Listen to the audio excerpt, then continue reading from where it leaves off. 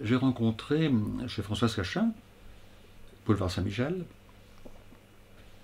une dame, qui s'appelait Aude Fauquerny. On sent toujours une femme d'une très grande spiritualité. Toujours une grande distinction, à mon sens. Une grande beauté aussi. Tu répondais absolument au désir qu'on s'était fait en se disant c'est peut-être un rêve impossible. Et grâce à toi, le rêve n'a pas été impossible. Et c'est vous qui avez encore une fois semé ce qu'on récolte aujourd'hui. Elle portait un projet qui l'écrasait. Elle fait partie des êtres que je respecte profondément parce qu'il incarne le courage qui manque tellement à notre époque. Et ce projet était le dialogue entre les religions, le dialogue entre les civilisations.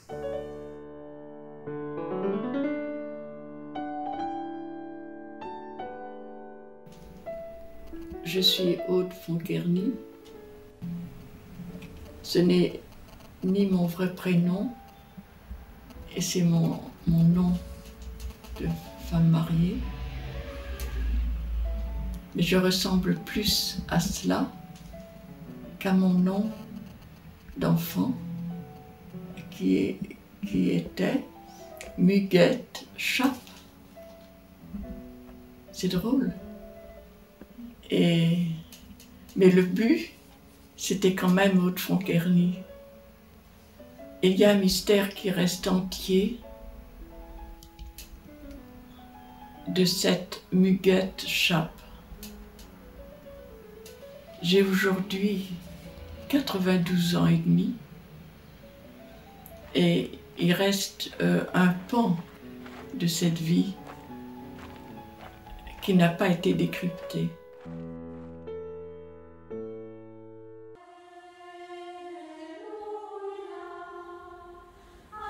Je ne sais plus où j'en étais.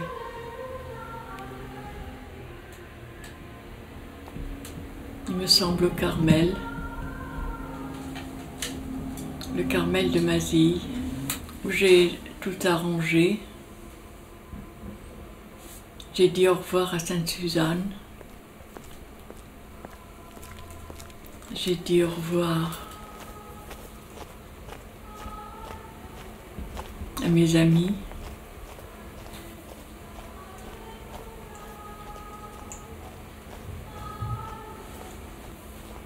J'ai dit au revoir à la rue de Turenne. Puis voilà, je suis au Carmel, dans une petite maison qui fait partie de leur propriété.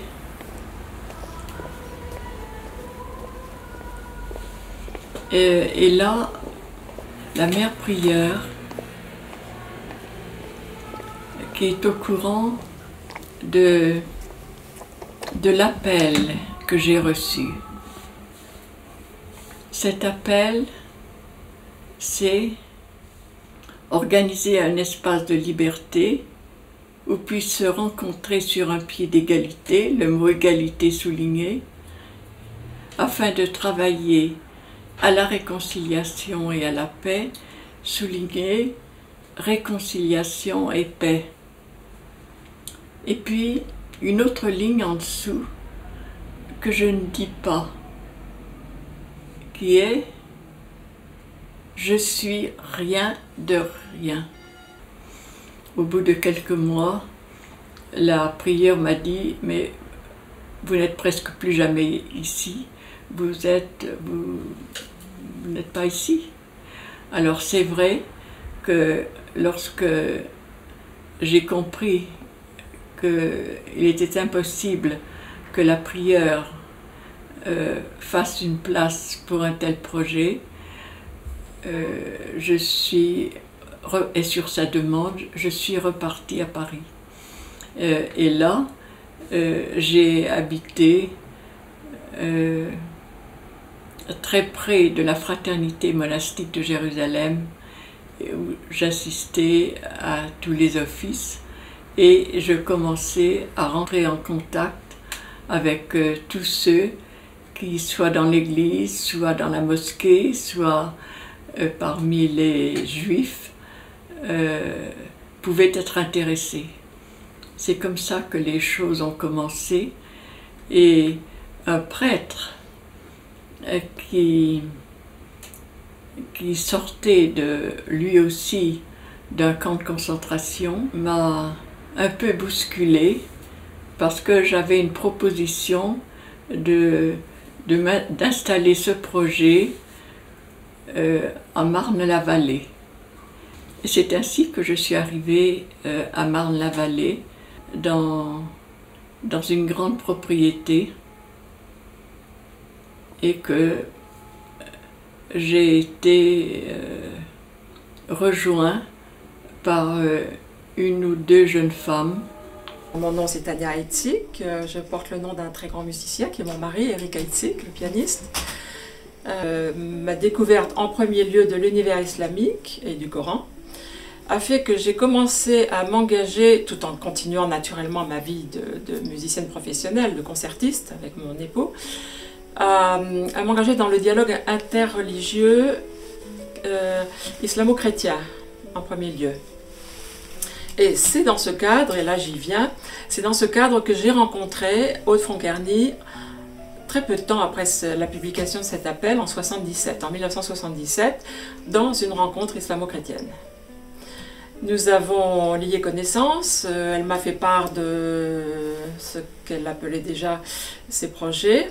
C'était tout à fait complémentaire avec elle, sa recherche qui était de vouloir créer un lieu de rencontre, de coexistence sur un pied d'égalité, de personnes capables de vivre ensemble comme embryon de cité de communauté, c'est comme ça que je l'ai appelé plus tard, cité de communauté au pluriel, d'embryon de communauté capable de s'engager à vivre ensemble dans un lieu pour apprendre d'abord à vivre ensemble, à coexister, à se connaître, à se découvrir, à découvrir leur univers de pensée, etc. Donc, très rapidement, nous nous sommes mis en marche ensemble. Elle cherchait à susciter un comité de soutien à ce projet. Nous avons donc rencontré, je commençais à avoir déjà fait du chemin dans ce sens, et à marcher vers la rencontre de personnalités aptes à nous soutenir. Personnalités religieuses, du monde de la culture, de la pensée, des arts, des religions, etc. Et puis à chercher un lieu. Alors finalement, nos recherches ont abouti à nous faire découvrir un domaine en Seine-et-Marne, à Chécy. C'était un domaine de 5 hectares avec un grand bâtiment principal, des communs en face, et puis au fond une sorte de parc, où il y avait des petits étangs, une petite cabane où elle a fini d'ailleurs, Aude, par aller habiter au bout d'un certain temps. Et elle a pu donner libre cours là à son charisme, je dirais fondamental et principal, qui est celui de restaurer des vieilles pierres.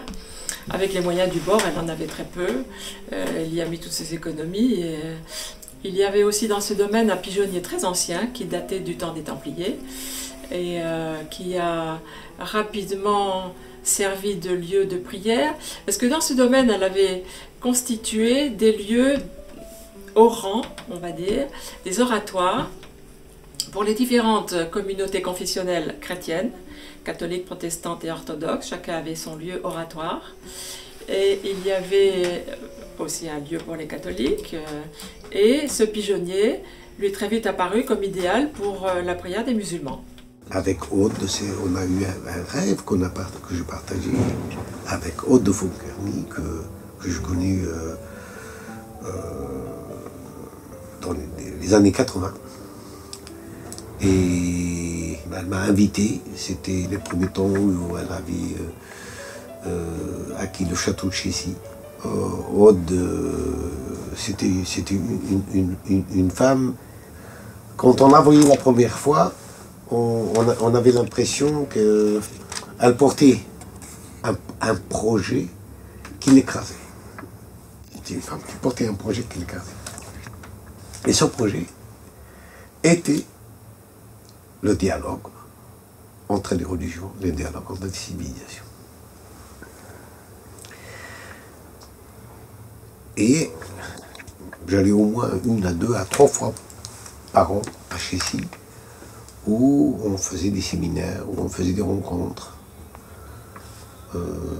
Et c'était un lieu où commençait à naître l'idée de la cité de communauté, de construire un lieu qui abriterait différentes communautés, chrétiens, juifs, musulmanes, peut-être bouddhistes, et de faire de ce lieu où il y avait plusieurs hectares, de faire un modèle d'une cité de communauté où il y avait un lieu de prière, de méditation, d'échange, mais aussi un lieu intellectuel, de rencontres entre des écrivains, entre des chercheurs. Et très vite, Aude a voulu s'installer dans une toute petite maison, vraiment une sorte de cabane au fond du domaine.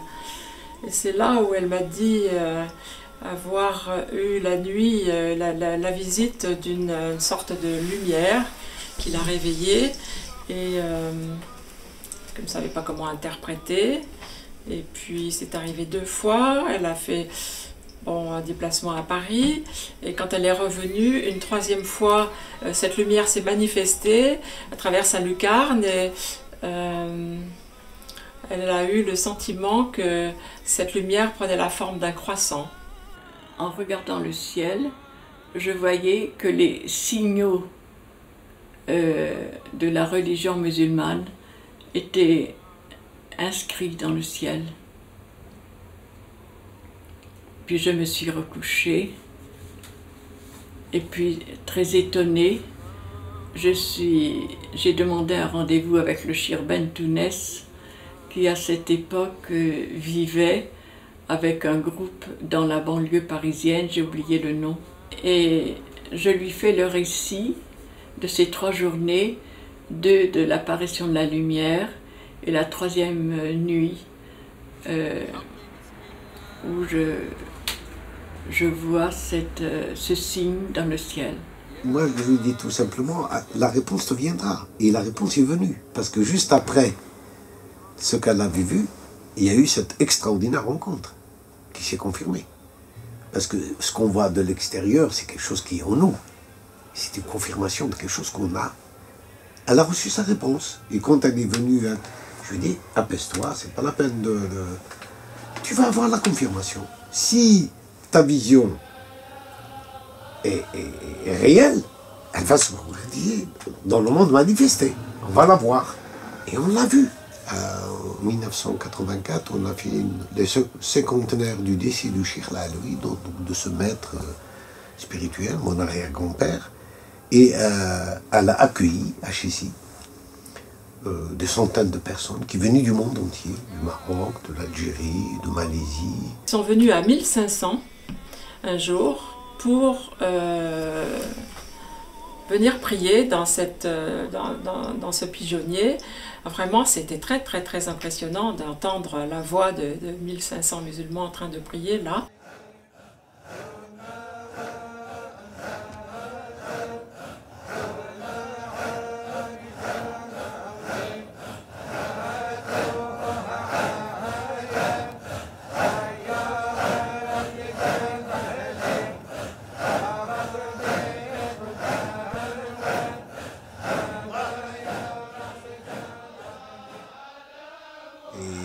Et là, ça a été un moment de partage, un moment de joie, un moment de... Et ça a duré quand même plus d'1 semaine. C'est une rencontre qui a duré plus d'1 semaine. Donc il y a eu un moment vraiment de vie partagée par tous ces gens, hommes et femmes, qui venaient de partout, et puis avec ces sages les derniers qui l'avaient connu, qui avaient entre 90 et 100 ans, qui avaient connu cet homme et qui venaient témoigner de l'enseignement qu'ils avaient acquis auprès de lui. Donc ça a été un moment très très fort. Ça a été une réussite. On a passé tout un été à préparer ça. Ils étaient une 50aine de musulmans à passer l'été ensemble pour tout organiser. Et quelques musulmans demandaient « Mais pourquoi est-ce que Aude Fonkerdi ne deviendrait pas musulmane puisqu'on s'entend tellement bien. Ça montrait qu'il est possible, dans des adoptions de religions différentes, on peut aussi créer des amitiés si fortes que les gens ne savent plus s'ils sont musulmans ou chrétiens, parce que c'est l'amitié et le travail ensemble et la préparation ensemble qui réunit. Ça a été une très belle expérience. Son nom restera gravé à cette rencontre internationale qui s'est passée à Chécy, qui a regroupé des musulmans et des non-musulmans. Il y avait des juifs, il y avait des chrétiens, il y avait même des gens qui n'étaient pas croyants, mais qui s'intéressaient à la philosophie, qui s'intéressaient à la spiritualité, et qui sont venus, et ce moment de rencontre a produit, et produit encore jusqu'à aujourd'hui, des liens qui sont restés. Ce qui se passait à Chécy, c'était ni une association, ni une organisation, c'était une rencontre de fraternité qui a marqué tous ceux qui venaient dans ce lieu et échangeaient